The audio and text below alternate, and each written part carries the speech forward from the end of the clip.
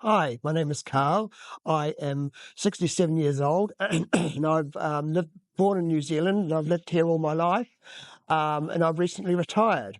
Can you please talk about what New Zealand's retired life look like?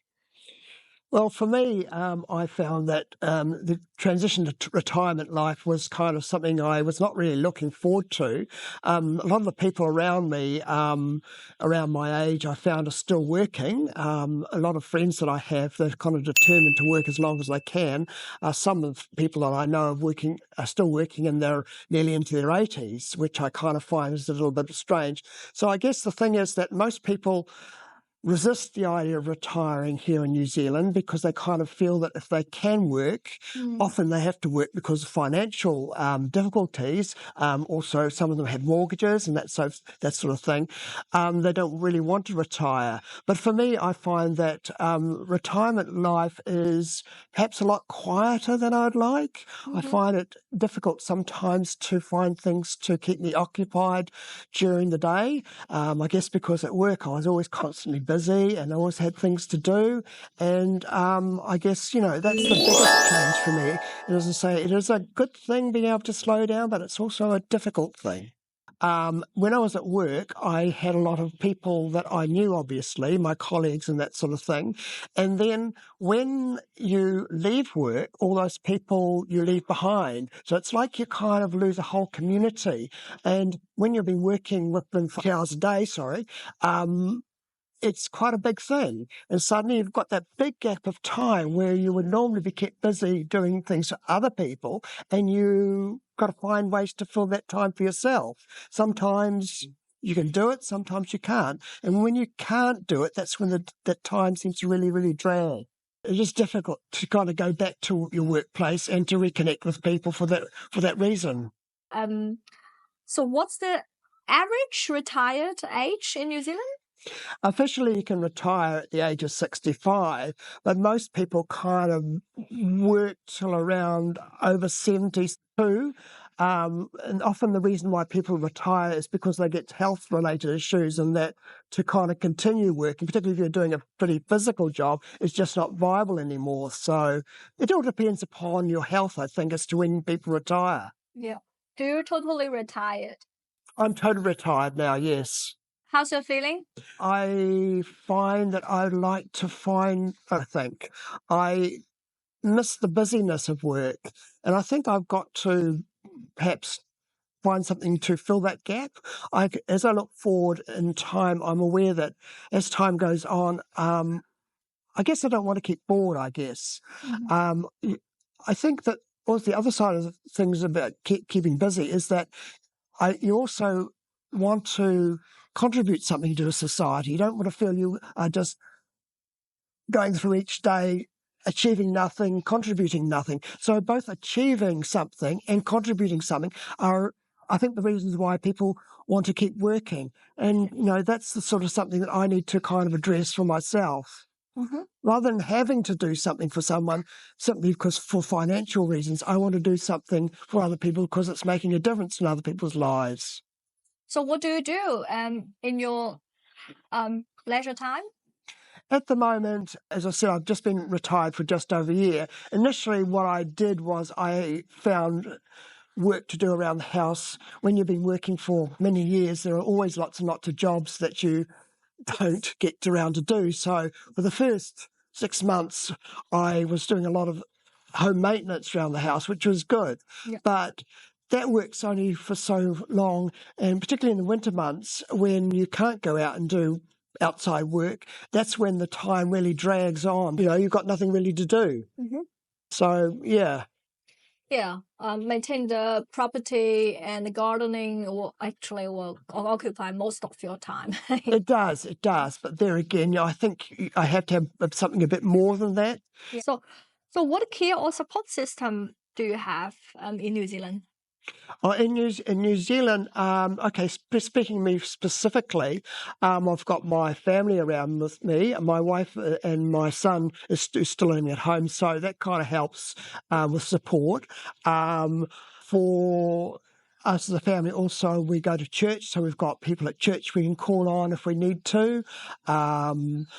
we've also got some people, my siblings, my brothers and sisters, a lot of them still around Auckland, so we can call upon them if we need help.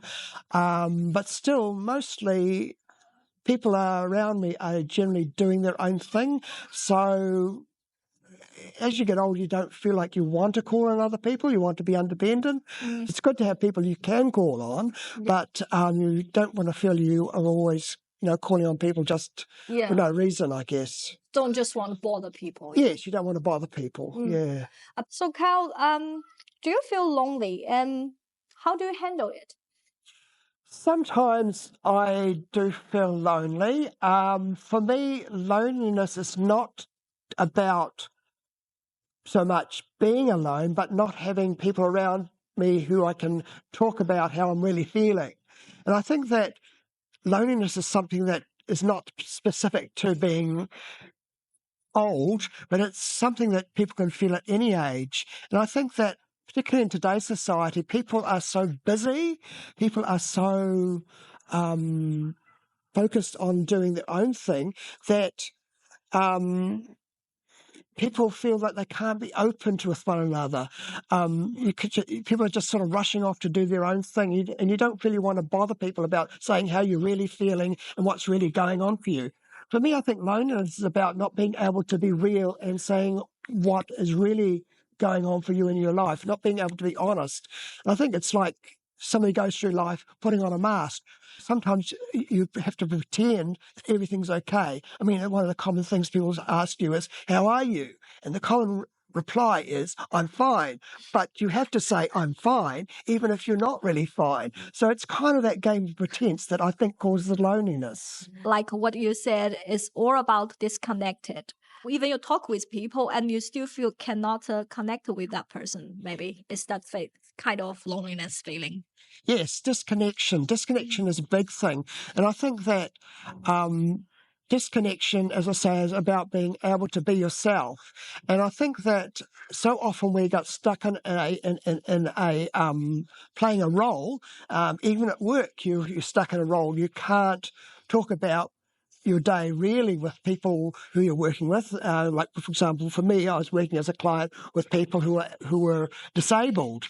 And if they act up or whatever and go through having a difficult time, you can't be yourself and express your feelings. You've got to be professional. And that means to say that's a good thing because you're playing a role, but it also means to say that a lot of the frustrations and feelings that you have within yourself are kind of get bottled up. And I think that this kind of bottling up of feelings is what causes people to feel lonely and isolated. They feel they can't just be themselves, if that makes sense. Yeah. So how do you usually handle this loneliness feeling in your daily life? For me, I'm lucky I have family around me and I can kind of be myself. Sometimes, I can say stupid things, and I can just unload, and the people around me understand where I'm at. But I sort of really feel for people who haven't got people around them who understand them and accept them for who they are. And I think that particularly elderly people who are living alone, who haven't got somebody just to talk to, that's where loneliness really, really is such a cruel thing, because you can't share what's really going on in your life. You can't share yourself. You can't even express your needs to other people because, well, first of all, people aren't there. And secondly, if they are there, you feel you can't be open to them. And you're kind of really stuck inside, almost like inside a cage. Do those like social workers, young people, they try to like organize some activity, visit some rest home, or even just some elder community? Yes, there are places like that. When I was working with people who were elderly, some of them went along to places that were run by things like Grey Power and that kind of thing. Some of them also had a young person coming in to visit just for companionship. That was okay, but you've got to have the right person. Yeah. If you get a person who's coming in just to be a good citizen, as it were, that's no help at all. You've got to have somebody who's there to really just be a companion, a genuine friend. Yeah. And you can't be a paid friend. Remember you just mentioned about our society just slightly changed but compared with 10 or 20 years ago. At that time, people actually are quite closer to each other, especially neighbors. Even in my country, when I was little girl, we actually live in a big compound together. And we neighbors, sometimes we'll just have dinner together. And sometimes we don't cook. Sometimes they will just share their food with us. But these things just disappeared, maybe from 10 years ago, or once we all moved to like an individual apartment, everyone just closed their doors, and then we even don't know neighbor's name at all.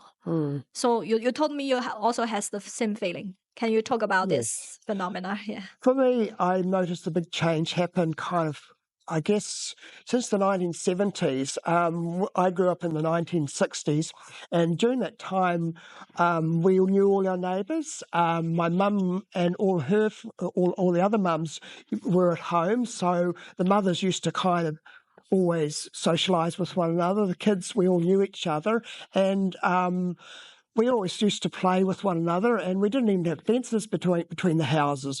And so children would wander onto one another's properties, and we'd kind of just hang out together.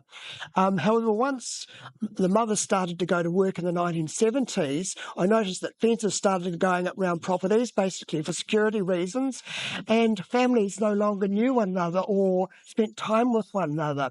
And also, a lot of families tended to move away from where we were living, and so we kind of became a lot more isolated from the people around us. I think that's a general trend that kind of happened not just in where we were living, but right across New Zealand. It was almost like a shift towards people sharing their lives with one another to becoming more and more isolated as individuals. Also, work became the more the important thing in life. Earning money and spending time at work was the basic focus of life. I guess the reason for that was economic. People, if you have two people working instead of just one, you've got double the income and you can afford to kind of buy more things. But the downside of that is that for people who are not at work, you can become very, very isolated. And I think that it's especially true of people who are elderly. When I was working with people who are elderly, a lot of people, when I went into their home, I was the first person that they'd seen in many days. So they kind of didn't know their neighbours and they had nobody to call on. And I was kind of the first face they saw. And it was kind of very, very sad. It's kind of like a global phenomenon, It's when I just talk to you and I realize, it's not just our country has this issue. Actually, the whole world. It just go to the new trade, like people are more isolated. And just like what you mentioned, focus on making money. And work time is getting longer and longer. And make people just cannot breathe. Sometimes they just don't have time. I think that busyness and work has become almost like a disease, or if you want to call it a god. So that people are feeling that they've got to earn money, make as much money so they can buy as much stuff as they can. And when they fill their houses with all their things, they buy a bigger new house so they can fill it with more things. And you kind of think, well, if that's the whole sum total of life, what's the cost to that? And I think the biggest cost is the relationship. People are focusing so much on getting things that relationships have been starved out of their lives. And so that people live lives of loneliness, almost surrounded by things, I guess, which is really sad. And you've got to ask yourself, is that really what life is about? Is life about acquiring things, or is life about people? To me, it's about people. Yeah. Sometimes even family members, they stay together. But the very interesting thing is, if they have phones or computer, they would rather just spend time in front of the screen rather than talking to each other. Even they just sit together. Yes. And I think that's another issue we've gone for a long time about social media and phones. I know I'm guilty of it myself, that it's very addictive. But there again, if you're sacrificing talking to real people to talking to people through a keyboard, it's not the same thing. And I think that it's going to be something that in the long term is going to come back to bite us as humans. We need to have real people we can talk to, real people that we can hang out with, and real people who we can be real with. Yeah. Thank you so much. Yeah. Anything you want to add more? That, I think's basically it. Yeah. Cool. Thank you so much. Thank you all for watching this here video. Please like and subscribe and follow. Much love from little Yas to each of you. Content creator.